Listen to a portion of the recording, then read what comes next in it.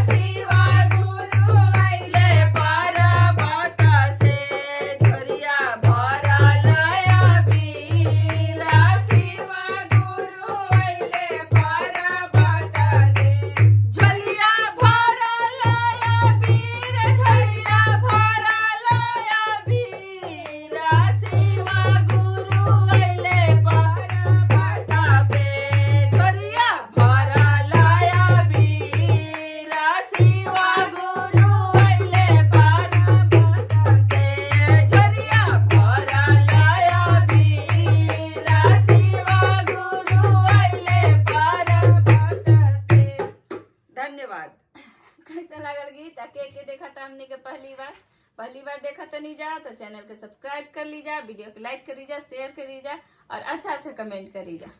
धन्यवाद।